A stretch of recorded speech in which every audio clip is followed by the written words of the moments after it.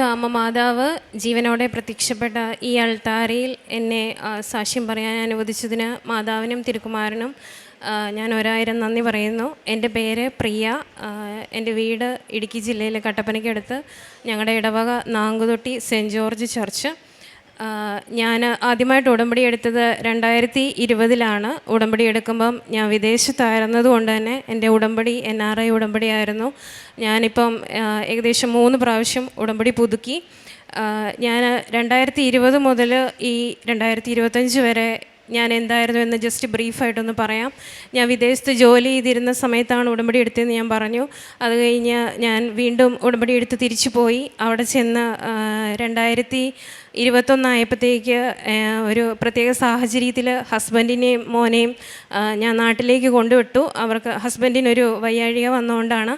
അത് കഴിഞ്ഞ് ഞാൻ വീണ്ടും തിരിച്ച് വിദേശത്തേക്ക് തന്നെ പോയി. അവിടെ ചെന്ന് കഴിഞ്ഞ് എനിക്ക് ഫാമിലിയെ മിസ് ചെയ്യുന്നതൊരു ഭയങ്കര പ്രശ്നമായിരുന്നു. പക്ഷേ എൻ്റെ ഫിനാൻഷ്യൽ സ്റ്റെബിലിറ്റി വളരെ മോശമായിരുന്നുകൊണ്ടാണ് ഞാൻ തിരിച്ചു പോയത്. ഞങ്ങൾക്ക് ഇച്ചിരി പ്രശ്നങ്ങളുണ്ടായിരുന്നു. ഹസ്ബൻഡിൻ്റെ സർജറിയൊക്കെ ഞാൻ നേഴ്സാണ്. ഞാൻ ജോലി ചെയ്തിരുന്ന ഹോസ്പിറ്റലിൽ തന്നെയാണ് സർജറിയും കാര്യങ്ങളൊക്കെ കഴിഞ്ഞത്. അപ്പം ഇതൊക്കെ ഒന്ന് സെറ്റ് ചെയ്യാതെ എനിക്ക് അവിടെ നിന്ന് തിരിച്ചു വരാൻ പറ്റില്ലാത്തതുകൊണ്ട് മാത്രം കൊച്ചിന് 1 വയസ്സേ അന്നുണ്ടായിരുന്നുള്ളൂ പ്രായം. അവനെ നാട്ടിലാക്കിയിട്ട് ഞാൻ തന്നെ തിരിച്ചു പോയി. അവിടെ ചെന്ന് 1 വർഷം ജോലി ചെയ്തു. ഏകദേശം ഹോസ്പിറ്റൽ ബില്ലൊക്കെ ഞാൻ സെറ്റ് ചെയ്തു. അത് കഴിഞ്ഞപ്പോൾ എനിക്ക് ഇവരെ വല്ലാതെ മിസ് ചെയ്യുന്നു. അതൊന്ന്. 2, എൻ്റെ ഹോസ്പിറ്റലിൽ ഞാനൊരു പ്രൈവറ്റ് ഹോസ്പിറ്റലിലാണ് ജോലി ചെയ്തുകൊണ്ടിരുന്നത്. അവിടെയും ഹോസ്പിറ്റൽ ഫിനാൻഷ്യലി അങ്ങ് ഡൗൺ ആകാൻ തുടങ്ങി. എനിക്ക് സാലറിയൊക്കെ പെൻഡിങ് ആയി തുടങ്ങി. അപ്പോൾ ഞാൻ ചിന്തിച്ചു, എന്തായാലും 2 സൈഡിൽ നിന്ന് ചിന്തിക്കുമ്പോൾ എനിക്ക് പ്രത്യേകിച്ച് ബെനിഫിറ്റ് ഒന്നുമില്ല, റിസൈൻ ചെയ്ത് നാട്ടിലേക്ക് പോകാം. അതാകുമ്പോൾ എനിക്ക് ഫാമിലിയുടെ കൂടെ നിൽക്കാം. 1 വയസ്സുള്ളപ്പോൾ കൊച്ചിനെ ഇട്ടേച്ച് പോയതാണ്. തിരിച്ച് നാട്ടിലേക്ക് പോരാ എന്നൊരു തീരുമാനം ഞാൻ എടുത്തു. എന്നെ അറിയാവുന്ന സകലമാന ആളുകൾ എന്നോട് പറഞ്ഞു, നീ ഈ ജോലി ഇട്ടേച്ച് പോയി കഴിഞ്ഞാൽ നല്ല ബുദ്ധിമുട്ടായിരിക്കും. പ്രത്യേകിച്ച് നാട്ടിൽ ചെന്ന് കഴിഞ്ഞാൽ ശമ്പളം കുറവാണ്, പ്രശ്നങ്ങൾ ഒരുപാട് ഫേസ് ചെയ്യും എന്ന് പലരും അറിയാവുന്നവരൊക്കെ പറഞ്ഞിട്ടും ഞാനതൊക്കെ ഇഗ്നോർ ചെയ്തു. എൻ്റെ മനസ്സിലൊറ്റ ഉദ്ദേശമേ ഉണ്ടായിരുന്നുള്ളൂ, ഫാമിലിയുടെ കൂടെ നിൽക്കാൻ പറ്റുന്ന ഏതെങ്കിലും ഒരു രാജ്യത്ത്, യൂറോപ്യൻ കൺട്രീസിൽ എവിടെയെങ്കിലും ജോലി നോക്കാം. അപ്പോൾ അതിന് നമ്മൾ ഒരുപാട് എക്സാമും കാര്യങ്ങളൊക്കെ എഴുതണമല്ലോ. അപ്പം നാട്ടിൽ നിൽക്കുന്ന ഈ സമയം കൊണ്ട് ഏതെങ്കിലും ഒരു എക്സാം എഴുതി പോകാം. അതാകുമ്പോൾ എനിക്ക് അവരെയും കൂടെ കൊണ്ടുപോകാം എന്നുള്ള ചിന്തയിൽ ഞാൻ 2022 റിസൈൻ ചെയ്ത് നാട്ടിൽ വന്നു. ഏകദേശം ഒരു 4-5 മാസം വീട്ടിൽ ചുമ്മാ നിന്നു. കാരണം കൊച്ചിനെ മിസ് ചെയ്യുന്നത് ഒരു വല്ലാത്ത മിസ്സിങ് ആയിരുന്നുകൊണ്ട് മാത്രം. അത് കഴിഞ്ഞ് വീണ്ടും സാമ്പത്തികമായിട്ട് അങ്ങോട്ട് തീരെ പൊരുത്തപ്പെടാൻ പറ്റാതായപ്പോൾ ഞാൻ നാട്ടിൽ കോഴിക്കോട് ഒരു ഹോസ്പിറ്റലിൽ ജോലിക്ക് കയറി. വീണ്ടും സെയിം പ്രശ്നം തന്നെ. എനിക്ക് അവിടെ ഒട്ടും അഡ്ജസ്റ്റ് ചെയ്യാൻ പറ്റുന്നില്ല. ഒന്ന്, ഫിനാൻഷ്യലി നമ്മുടെ സാലറി സ്കെയിൽ നല്ലൊരു സ്കെയിൽ നിന്നെടുത്തുനിന്ന് പെട്ടെന്ന് താഴോട്ട് വന്നപ്പം അത് അഡ്ജസ്റ്റ് ചെയ്യാൻ വല്ലാത്ത ബുദ്ധിമുട്ട്. 2, വീണ്ടും ഞാൻ ഒരിടത്ത്, ഫാമിലി വേറെ ഒരിടത്ത്. എനിക്കത് അക്സെപ്റ്റ് ചെയ്യാൻ പറ്റുന്നില്ല. കാരണം 6 മന്ത് മാത്രം ഞാൻ അവിടെ ഒരു വിധത്തിൽ നിന്നു. അവിടുന്ന് ഞാൻ റിസൈൻ ചെയ്തിറങ്ങി. അന്നേരം എൻ്റെ മനസ്സിൽ തീരുമാനം, എറണാകുളത്ത് എവിടെയെങ്കിലും ഒരു ഹോസ്പിറ്റലിൽ ജോലിക്ക് കയറാം. അതാകുമ്പം ഹസ്ബൻഡിനെയും കൊച്ചിനെയും കൂടെ നിർത്താം. ഹസ്ബൻഡിനോട് എന്തെങ്കിലും ഒരു ജോലി എറണാകുളത്ത് എവിടെയെങ്കിലും തരപ്പെടുത്താം എന്നുള്ള തീരുമാനത്തിൽ ഞാൻ 2023 സെപ്റ്റംബറിൽ അവിടുന്ന് റിസൈൻ ചെയ്തിറങ്ങി. അവിടുന്ന് റിസൈൻ ചെയ്ത് ഇറങ്ങിക്കഴിഞ്ഞ് ഞങ്ങളുടെ തീരുമാനം എറണാകുളത്തേക്ക് ഷിഫ്റ്റ് ആവുക.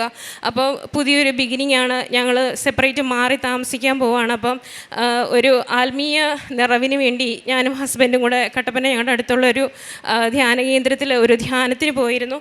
അവിടെ നിന്ന് ഞാൻ എൻ്റെ ആത്മീയ വിശുദ്ധിക്ക് വേണ്ടി മാത്രമേ പ്രാർത്ഥിച്ചുള്ളൂ, മറ്റൊന്നും ഞാൻ പ്രാർത്ഥിച്ചില്ല. എറണാകുളത്ത് അറിയപ്പെടുന്ന ഒരു 4-5 പ്രൈവറ്റ് ഹോസ്പിറ്റലുകളിൽ ഞാൻ ഇൻ്റർവ്യൂവിന് പോയി. എല്ലായിടത്തും എന്നെ സെലക്ട് ചെയ്യുന്നുണ്ട്. പക്ഷേ എനിക്ക് സാലറി അക്സെപ്റ്റ് ചെയ്യാൻ ബുദ്ധിമുട്ടാണ്. അവസാനം എല്ലാം വേണ്ട എന്ന് വെച്ച് ഞങ്ങൾ നിന്നു. പെട്ടെന്ന് ഒരു ദിവസം എൻ്റെ കുഞ്ഞന്നേരം അംഗൻവാടി പോകുന്നുണ്ട്. അവൻ്റെ ടീച്ചർ വഴി എനിക്കൊരു മെസ്സേജ് കിട്ടി.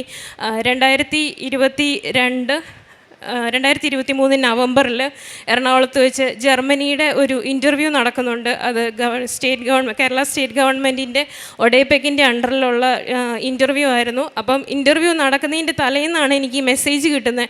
അപ്പം ഇത് ഗവൺമെൻറ്റിൻ്റെ അണ്ടറിലുള്ളതായത് കാരണം സ്വാഭാവികമായിട്ട് നമ്മൾ രജിസ്റ്റർ ചെയ്തിട്ടൊക്കെ ഉണ്ടോ അങ്ങനെയൊക്കെ അന്വേഷിച്ച് കഴിഞ്ഞാൽ ഞാൻ ഇതൊന്നും ചെയ്തിട്ടില്ല. അപ്പം ഞാൻ ആ കോൺടാക്ട് നമ്പറിൽ അന്വേഷിച്ചപ്പം അദ്ദേഹം എന്നോട് പറഞ്ഞു, വെരി നെക്സ്റ്റ് ഡേ ഇൻ്റർവ്യൂ വന്ന് അറ്റൻഡ് ചെയ്യാൻ പറഞ്ഞു. ഞാൻ എറണാകുളത്ത് ഹസ്ബൻഡിൻ്റെ കൂടെ വന്ന് ഇൻ്റർവ്യൂ അറ്റൻഡ് ചെയ്തു. അവരെന്നെ സെലക്ട് ചെയ്തു. ഞാൻ അങ്ങനെ ആ ഇൻ്റർവ്യൂ പാസ്സായി. അതിനകത്ത് എനിക്ക് കിട്ടിയ ബെനിഫിറ്റ് എന്താണെന്ന് ചോദിച്ചു കഴിഞ്ഞാൽ സ്റ്റേറ്റ് ഗവൺമെൻറ്റിൻ്റെ അണ്ടറിൽ എനിക്ക് പഠിക്കാം. അവർ ജർമ്മൻ ഭാഷയുടെ ട്രെയിനിങ് അവർ തന്നെ തരും. A1 A2 B1 B2 ഇത് കംപ്ലീറ്റ് ആയി കഴിയുമ്പം നമുക്ക് പോകാനുള്ള അത്യാവശ്യം വിസ, ഫ്ലൈറ്റ് ടിക്കറ്റ് ഇതിൻ്റെയൊക്കെ എക്സ്പെൻസ് അവരിടും. A2 കംപ്ലീറ്റ് ആയി കഴിയുമ്പോൾ മുതൽ നമുക്ക് സ്റ്റൈഫൻഡ് പൈസ കിട്ടും. അപ്പം എൻ്റെ ഫിനാൻഷ്യൽ ബാക്ക്ഗ്രൗണ്ട് വളരെ മോശമായിരുന്നു. ഞാൻ ഈ ധ്യാനം കൂടി എന്ന് പറഞ്ഞ ആ സമയത്ത് തന്നെ വിശുദ്ധ കുർബാന ഇപ്പം മുടങ്ങാതെ അങ്ങ് അറ്റൻഡ് ചെയ്യാൻ തുടങ്ങി. ആ ധ്യാനം കഴിഞ്ഞതിന് ശേഷം ഞാനും ഹസ്ബൻഡും കുറച്ച് നാളത്തേക്ക് ഹസ്ബൻഡ് അത് കഴിഞ്ഞ് ഇടയ്ക്ക് നിർത്തി. എന്നാൽ പോലും ഞാൻ എല്ലാ ദിവസവും മുടങ്ങാതെ വിശുദ്ധ കുർബാനയ്ക്ക് പോകുമ്പം കാഴ്ചവെപ്പിൻ്റെ ഒരു സമയമാകുമ്പോൾ എനിക്ക് ഉള്ളിൽ നിന്നൊരു പ്രേരണയാണ്, ജർമ്മൻ കോഴ്സ് പഠിക്കുക എന്നിങ്ങനെ പറഞ്ഞു. ഞാൻ ഹസ്ബൻഡിൻ്റെ അടുത്ത് സംസാരിച്ചു, ഞാൻ ജോലി ചെയ്യാതെ പഠിക്കാൻ പോകട്ടെ എന്ന്. ഞാൻ എന്നിട്ട് കട്ടപ്പനയിലുള്ള ഒരു ഇൻസ്റ്റിറ്റ്യൂട്ടിൽ അന്വേഷിക്കുക വരെ ചെയ്തു. ഏകദേശം കോസ്റ്റ് എത്രയാകും, ഞാൻ എന്നാൽ പഠിക്കാമെന്ന് വിചാരിച്ചു. പക്ഷേ എനിക്കത് താങ്ങാൻ പറ്റൂല. കാരണം ജോലി ചെയ്യാതെ ഈ കോഴ്സ് കൊണ്ടുപോകുക എന്നുള്ളത് എൻ്റെ ഫൈനാൻഷ്യൽ സ്റ്റാറ്റസിനൊട്ടും സെറ്റാവില്ല. അപ്പോൾ എന്നോട് പറഞ്ഞു അത് വേണ്ട എന്ന് പറഞ്ഞു. ഞാൻ തൽക്കാലം ആ പ്ലാൻ ഡ്രോപ്പ് ചെയ്തു. പക്ഷേ ദൈവമായിട്ട് തന്നെ എനിക്ക് ഇങ്ങനെ ഒരു അവസരം കൊണ്ടു തന്നു. അപ്പോൾ എൻ്റെ ഉടമ്പടിയിൽ ഒരു നിയോഗമായിരുന്നു, അമ്മ മാതാവ്, ഞാൻ ഈ നാട്ടിൽ ജോലി ചെയ്യാനാണ് അങ്ങേത്തിരഹിതമെങ്കിൽ അതെനിക്ക് വളരെ വ്യക്തമായി വെളിപ്പെടുത്തി തരണം. അല്ല, ഞാൻ ഏതെങ്കിലും വിദേശത്തേക്ക് പോകാനാണെന്നുണ്ടെങ്കിൽ അതിനുള്ള വഴിയും അമ്മ തന്നെ എനിക്ക് വ്യക്തമായിട്ട് കാണിച്ചു തരണം എന്ന് ഞാൻ പറഞ്ഞു. അമ്മ വളരെ വ്യക്തമായിട്ട് കാണിച്ചു തന്നു. എനിക്ക് സെലക്ഷൻ കിട്ടി. അങ്ങനെ 2023 നവംബറിൽ ഞാൻ ഇൻ്റർവ്യൂ പാസ്സായി. അത് കഴിഞ്ഞ് വീണ്ടും എനിക്ക് ടെൻഷനാണ്. ഞാൻ ആത്മീയതയുടെ ഏകദേശം ഒരു പീക്ക് പോയിന്റിൽ നിൽക്കുകയാണ്. വിശുദ്ധ കുർബാന, കുമ്പസാരം, കാര്യങ്ങളെല്ലാം മുടങ്ങാതെ ചെയ്യുന്നു. ഞാൻ ഒരു ഇൻസ്റ്റിറ്റ്യൂട്ടിലോട്ട് പഠിക്കാൻ പോയി കഴിയുമ്പം എൻ്റെ ഈ ജീവിതം ഏതവസ്ഥയിലാവും. അവിടെയും ഒരു ടെൻഷനും ഇല്ല. ഞാൻ എറണാകുളത്ത് കളമശ്ശേരിയിൽ ഒരു ഇൻസ്റ്റിറ്റ്യൂട്ടിൽ കയറി. അത് OCD അച്ഛന്മാർ നടത്തുന്ന ഇൻസ്റ്റിറ്റ്യൂട്ട്. എല്ലാ ദിവസവും രാവിലെ വിശുദ്ധ കുർബാന 6:30, ഒരു മുടക്കവും ഇല്ല. കുമ്പസാരം, ആത്മീയതയുടെ വീണ്ടും മോർ ദാൻ പീക്കിലേക്ക് ഞാൻ കയറി. അങ്ങനെ ഞാൻ A1 കംപ്ലീറ്റ് ചെയ്തു. A2 അത് ഫസ്റ്റ് ചാൻസിൽ വളരെ കുറച്ച് കാൻഡിഡേറ്റേ പാസ്സായുള്ളൂ. അതിലൊന്ന് ഞാനായിരുന്നു. A2 കഴിഞ്ഞു. എനിക്ക് സ്റ്റൈഫൻഡ് കിട്ടി തുടങ്ങി. അതുവരെ ഇച്ചിരി ഒരു ബുദ്ധിമുട്ട് ഹസ്ബൻഡിനൊക്കെ വന്നു. എന്നാൽ പോലും സാമ്പത്തികമായിട്ട് അതുവരെ വന്ന ആ ബാധ്യതകളൊക്കെ A2 മുതൽ എനിക്ക് റിക്കവർ ചെയ്യാൻ പറ്റി. A2 കഴിഞ്ഞു. B1 കഴിഞ്ഞു. B2 എക്സാമായി. ഞാൻ ഒരു തവണ എക്സാം എഴുതി, എനിക്ക് കിട്ടിയില്ല. അത് കഴിഞ്ഞ് ഞാൻ വീണ്ടും എക്സാമിന് മുന്നേ ഇവിടെ ജോസഫ് അച്ഛൻ്റെ അടുത്ത് വന്ന് പ്രാർത്ഥിച്ചു. അപ്പം ഉടമ്പടി ഞാൻ 2024 പുതുക്കിയപ്പം വീണ്ടും നിയോഗം വെച്ചു, എനിക്ക് B2 പാസ്സാവണം. കാരണം ഇത് അമ്മയായിട്ട് കൊണ്ടുതന്നതാണ്. അമ്മ എന്നെ സഹായിക്കണം. എൻ്റെ കഴിവല്ല, അമ്മയുടെ അനുഗ്രഹത്താൽ. ഞാൻ എപ്പോഴും ഉറച്ച് വിശ്വസിക്കുന്ന ഒരു കാര്യമാണ്, not by merit but by grace. ഞാൻ പഠിക്കുമോ എന്ന് ചോദിച്ചാൽ പഠിക്കും. ഒരു ആവറേജ് സ്റ്റുഡൻ്റാണ്. പക്ഷേ ജർമ്മൻ ഭാഷ പഠിച്ചവർക്കോ പഠിപ്പിച്ചവർക്കോ പഠിക്കുന്നവർക്കോ ഒക്കെ അറിയാം അതിൻ്റെ ബുദ്ധിമുട്ട് എന്താണെന്നുള്ളത്. നല്ല ബുദ്ധിമുട്ടായിട്ടുള്ള കാര്യമാണ്. ഞാൻ എന്നും പ്രാർത്ഥിച്ചു. B2 അങ്ങനെ ഞാൻ സെക്കൻഡ് എക്സാം വീണ്ടും എഴുതി. സെക്കൻഡ് എക്സാം എഴുതി കഴിഞ്ഞ ദിവസം എൻ്റെ റിസൾട്ട് വന്നു. ഞാൻ മാതാവിനോട് ഇത്രേ പറഞ്ഞുള്ളൂ, എനിക്കൊരു 135 മാർക്ക് മതി, അതിൽ കൂടുതൽ എനിക്കൊന്നും വേണ്ട.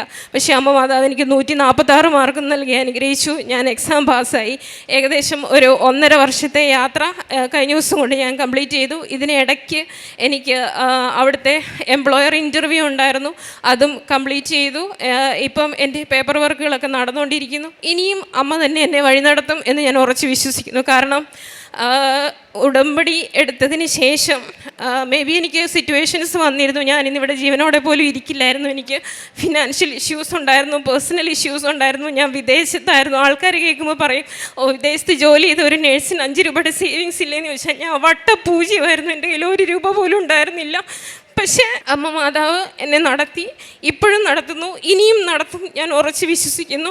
ഇനിയും എനിക്ക് സാക്ഷ്യങ്ങൾ പറയാനുണ്ട്. അത് ഞാൻ ജസ്റ്റ് അമ്മയുടെ കൺഫർമേഷന് വേണ്ടി മാത്രം വെയിറ്റ് ചെയ്യുകയാണ്. ഞാൻ ഇനിയും വരും. അമ്മ ഇനിയും എന്നെ നടത്തുമെന്ന് എനിക്ക് ഉറപ്പുണ്ട്. ഞാൻ എൻ്റെ ബാക്കിയുള്ള പ്രോസസ്സിംഗ് ഒക്കെ ഞാൻ അമ്മയുടെ കൈകളിലേക്ക് സമർപ്പിച്ചിരിക്കുകയാണ്. അമ്മ എന്നെ വഴി നടത്തുമെന്ന് ഉറച്ച് വിശ്വസിക്കുന്നു. ഇതിനിടയ്ക്കും പ്രതിസന്ധികൾ എനിക്ക് ഇഷ്ടം പോലെ വന്നിട്ടുണ്ട്. പക്ഷേ ഞാൻ അതിലൊന്നിലും തളർന്നില്ല. ഹസ്ബൻഡിൻ്റെ അമ്മയ്ക്ക് പെട്ടെന്ന് ക്യാൻസറാണെന്ന് പറഞ്ഞു. അത് ഞാൻ ഈയിടെ ഇവിടെ സാക്ഷ്യം പറഞ്ഞിട്ടുണ്ടായിരുന്നു. മമ്മിയാണ് എൻ്റെ കുഞ്ഞിനെ നോക്കിക്കൊണ്ടിരുന്നത് ഞാൻ പഠിക്കാൻ പോയ സമയത്തൊക്കെ. അന്നേരം ഞാൻ ആകെ വിഷമിച്ചു. കാരണം എൻ്റെ കുഞ്ഞിനെ ഞാൻ ആരുടെ അടുത്ത് ഏൽപ്പിച്ചിട്ട് പോകും? കാരണം മമ്മി വയ്യാണ്ടായി കഴിഞ്ഞാൽ എനിക്ക് ആരുമില്ല. അവിടെയും അമ്മ എന്നെ സഹായിച്ചു. മമ്മി ഇപ്പം ആരോഗ്യത്തോടെ വീട്ടിലെ പണികളും കുഞ്ഞിൻ്റെ കാര്യങ്ങളും ഒക്കെ നോക്കുന്നുണ്ട്. ഇത്രയൊക്കെ വലിയ അനുഗ്രഹങ്ങൾ തന്ന അമ്മ മാതാവ് തിരുക്കുമാരനും 1000 നന്ദി. പിന്നെ എൻ്റെ പ്രേക്ഷിത പ്രവർത്തനങ്ങളും ആത്മീയ ജീവിതമൊക്കെ ഒരുപക്ഷെ എനിക്ക് ആ ഹോസ്പിറ്റലിൽ നിന്ന് വിദേശത്ത് നിന്ന് ജോലി ചെയ്തുകൊണ്ടിരുന്നിടത്തുനിന്ന് റിസൈൻ ചെയ്ത് വേറൊരു ഹോസ്പിറ്റലിൽ കയറാവുന്നതേ ഉണ്ടായിരുന്നുള്ളൂ. പക്ഷെ ഞാൻ അന്നേരം ആത്മീയതയിൽ എവിടെ എത്തുമായിരുന്നു എന്ന് ചോദിച്ചാൽ ഒന്നും ആവത്തില്ലായിരുന്നു. കാരണം പള്ളി ഒരുപാട് ദൂരെയാണ്, എനിക്ക് വിശുദ്ധ കുർബാന അറ്റൻഡ് ചെയ്യാൻ പറ്റത്തില്ല, കുമ്പസാരിക്കാൻ പറ്റത്തില്ല, അങ്ങനെയുള്ള ഒരുപാട് പ്രശ്നങ്ങൾ അവിടെ ഉണ്ടായിരുന്നു. അപ്പം മേ ബി എൻ്റെ ഫിനാൻഷ്യൽ സ്റ്റാറ്റസ് ഒന്നുകൂടെയൊക്കെ ഇമ്പ്രൂവ് ആയതിനായിരുന്നു. പക്ഷേ ഞാൻ ആത്മീയമായിട്ടൊന്നും ആകത്തില്ലായിരുന്നു. ഇന്ന് ഞാൻ ആത്മീയതയുടെ ഏറ്റവും നല്ല രീതിയിൽ ഞാൻ ജീവിക്കുന്നു. അതിനൊക്കെ അമ്മയാണ് ഒരു വഴി കാണിച്ചത്. ഉടമ്പടി എടുത്തു കഴിഞ്ഞ് അച്ഛനെപ്പോഴും പറയുന്ന പോലെ നമ്മൾ ഈ മണ്ണിൽ വന്ന് കാലുകുത്തണമെങ്കിൽ ചുമ്മാ ഒന്നും അങ്ങനെ നമ്മൾ എത്തുകയില്ല. നമ്മളിവിടെ എത്തിയിട്ടുണ്ടെങ്കിൽ അത് അമ്മ നോക്കിക്കോളും. നമ്മുടെ വിശ്വസ്തത നമ്മളങ്ങ് കാത്തു സൂക്ഷിച്ചാൽ മതി. നമ്മുടെ നിയോഗങ്ങളും കാര്യങ്ങളും എല്ലാം അമ്മ നോക്കിക്കോളും എന്നുള്ളതിന് ഉത്തമ ഉദാഹരണമാണ് എൻ്റെ ഒരു ലൈഫ്. കാരണം ഈ 5 വർഷം കൊണ്ട് അതുപോലെ പ്രശ്നങ്ങൾ വന്നിട്ടും ഞാൻ പിടിച്ചു നിന്നിട്ടുണ്ടെങ്കിൽ അത് അമ്മയുടെ ആ നീല മേലങ്കിയുടെ സംരക്ഷണമാണെന്ന് ഞാൻ ഉറച്ചു വിശ്വസിക്കുന്നു. ഇത്രയൊക്കെ വലിയ അനുഗ്രഹങ്ങൾ തന്ന അമ്മ മാതാവിനും തിരുക്കുമാരനും 1000 നന്ദി. 1 സാമുവേൽ 16-ാം അധ്യായം 12-ാം തിരുവചനം. കർത്താവ് കൽപ്പിച്ചു, എഴുന്നേറ്റ് അവനെ അഭിഷേകം ചെയ്യുക, തിരഞ്ഞെടുക്കപ്പെട്ടവൻ അവൻ തന്നെ. സാമുവേൽ അവനെ സഹോദരന്മാരുടെ മുൻപിൽ വെച്ച് കുഴലിലെ തൈലം കൊണ്ട് അഭിഷേകം ചെയ്തു. ഇത് ജെസ്സയുടെ പുത്രനായ ദാവീദിനെ സാമുവേൽ പ്രവാചകൻ അഭിഷേകം ചെയ്യുന്ന സന്ദർഭമാണ്. ഈ സന്ദേശം വളരെ വ്യക്തമായ, വളരെ ശക്തമായ ഒരു സന്ദേശമാണ് ഈ സാക്ഷ്യത്തിലൂടെ നമുക്ക് ലഭിക്കുന്നത്. തൻ്റെ അയോഗ്യതകളിൽ ദൈവം നമുക്ക് നൽകുന്ന ഒരു വലിയ അനോയിൻമെൻറ്റ് എന്ന് പറയാം, ഒരു വലിയ കൃപയുടെ അഭിഷേകമാണ് ഓരോ അഭിഷേകത്തിലും. ഇവിടെ പ്രിയയ്ക്ക് ലഭിച്ചിരിക്കുന്നത് വലിയ ഒരു അഭിഷേകമാണ്. ഉടമ്പടി എന്ന ആ ഒരു വലിയ നിധിയിലൂടെ വലിയ അഭിഷേകത്തിൻ്റെ ഭണ്ഡാരങ്ങളാണ് ഈ മകൾ ഇന്ന് തുറന്നു വച്ചിരിക്കുന്നത്. അതിനെ വിശുദ്ധ കുർബാനയിലൂടെ തനിക്ക് ലഭിച്ചിരിക്കുന്ന വലിയ ആത്മീയ സമ്പത്തിനെയാണ് ഒരു കലവറ പോലെ ഈ സഹോദരി പ്രിയ ഇന്നിവിടെ തുറന്ന് നമ്മോട് സാക്ഷ്യമായി ഏറ്റുപറഞ്ഞത്. കുഞ്ഞിനെയും ഭർത്താവിനെയും പിരിഞ്ഞിരിക്കുമ്പോഴുണ്ടായിരുന്ന ഒരു വലിയ ആന്തരിക വേദനയെക്കുറിച്ച് സഹോദരിയോട് പറയുകയുണ്ടായി. അതിലൂടെയെല്ലാം ഈശോയിലേക്ക് കൂടുതൽ അടുക്കുവാനും പരിശുദ്ധ അമ്മയുടെ മധ്യസ്ഥ അപേക്ഷിച്ച് ഈ മണ്ണിലൊന്ന് കാലുകുത്തിയാൽ എൻ്റെ ജീവിതം രക്ഷപ്പെടും, എന്നെ ഈശോ എടുത്തുയർത്തുമെന്ന് വിശ്വസിക്കാൻ മാത്രം ഈ സഹോദരിയുടെ സങ്കടങ്ങളും ദുഃഖങ്ങളും ഈ സഹോദരിയെ ഇവിടം വരെ എത്തിക്കാൻ സഹായിച്ചുവെന്നാണ് ഈ സാക്ഷ്യത്തിൻ്റെ ഏറ്റവും വലിയ പ്രത്യേകത. ഇവിടേക്ക് വന്നു കഴിഞ്ഞപ്പോൾ ഈ സഹോദരിക്ക് ഉറപ്പായിരുന്നു, ഈ മണ്ണിൽ കാലുകുത്തിയപ്പോൾ എൻ്റെ ജീവിതം ധന്യമായി എന്ന് ഈ സഹോദരിക്ക് നേരിട്ട് പറയാൻ സാധിക്കുന്നത് പോലെ അനേകായിരം മക്കളാണെന്ന് ഇതുപോലെ സാക്ഷ്യം പറയുന്നത്. ഇത് പരിശുദ്ധ അമ്മയുടെ വലിയ ആകർഷണത്തോടുകൂടിയാണ്. കാരണം പരിശുദ്ധ അമ്മ സഞ്ചാരി മാതാവാണ്. ഈ മകൾ ഏതെല്ലാം ലോകത്തിൽ കറങ്ങിയാണ് ഇപ്പോൾ ഇവിടെ എത്തിയത്. ഈ കേരളത്തിൻ്റെ കൊച്ചുമണ്ണിൽ പരിശുദ്ധ അമ്മ പ്രത്യക്ഷപ്പെട്ട ഈ അൾത്താരയിൽ പരിശുദ്ധ അമ്മ പ്രത്യക്ഷപ്പെട്ട സ്ഥലമാണിത്. ഈ അൾത്താരയിൽ നമുക്ക് കാലുകുത്താൻ സാധിക്കുക എന്നുള്ളത് ജീവിതത്തിലെ ഒരു വലിയ മഹാഭാഗ്യമാണ്. വിശുദ്ധ കുർബാനയിൽ നമുക്ക് ലഭിക്കുന്ന ഈശോയെപ്പോലെ തന്നെ ഒരു വലിയ മഹാഭാഗ്യമാണ് നമുക്കിന്ന് ഈ അൾത്താരയിൽ കയറി നിൽക്കാൻ സാധിക്കുക എന്നുള്ളത്. ഈ മകളുടെ എന്തെല്ലാം ക്വാളിഫിക്കേഷൻസ് ഉണ്ടായിട്ടും ആ ഇൻ്റർവ്യൂസ് എല്ലാം തട്ടിപ്പോയി ജോലി ലഭിക്കാതിരുന്ന ആ ഒരു വലിയ സങ്കടത്തിൻ്റെ അവസ്ഥയിൽ പരിശുദ്ധ അമ്മ എടുത്തുപൊക്കിയ ഒരു നല്ല ജോലി, സെൻട്രൽ ഗവൺമെൻറ്റിൻ്റെ അണ്ടറിലുള്ള ഒരു നല്ല സ്ഥലത്ത് ജോലി നൽകി കുടുംബത്തെ മൊത്തമായി സപ്പോർട്ട് ചെയ്യാനുള്ളൊരു വലിയ കൃപ ഇന്ന് ഈ മകൾക്ക് ലഭിച്ചിരിക്കുകയാണ്. ഏറ്റവും വലിയ മഹാഭാഗ്യമായി കൃപയായി ലഭിച്ചിരിക്കുന്നത് ഡിസേൺ ചെയ്യാനുള്ള, അതിനെ തിരിച്ചറിയാനുള്ള ഒരു വലിയ കൃപയാണ്. തനിക്ക് എന്ത് ചെയ്യണം എന്ത് ചെയ്യണ്ട എന്ന് തീരുമാനിക്കാനും തീരുമാനം പരിശുദ്ധ അമ്മയ്ക്ക് വിട്ടുകൊടുക്കുവാനും ആ കൃത്യസമയത്ത് ചിന്തിക്കുവാനും പ്രവർത്തിക്കുവാനുള്ള ഒരു വലിയ കൃപയാണ് ഇന്ന് പ്രിയയ്ക്ക് പരിശുദ്ധ അമ്മ നൽകിയിരിക്കുന്നത്. ഈ ജീവിതത്തിലൂടെയെല്ലാം താൻ ആഗ്രഹിച്ചത് എനിക്ക് വിശുദ്ധ കുർബാന ലഭിക്കുന്ന അതുപോലെ തന്നെ ഒരു നല്ല ജോലിയും എനിക്ക് വേണം. പരിശുദ്ധ അമ്മ കൃത്യമായി ആ ജോലി നൽകി ഈ മകളെ അനുഗ്രഹിച്ചിരിക്കുകയാണ്. കുടുംബത്തോടൊപ്പം കുടുംബത്തെ സപ്പോർട്ട് ചെയ്യാനുള്ളൊരു വലിയ കൃപ നൽകിയിരിക്കുകയാണ്.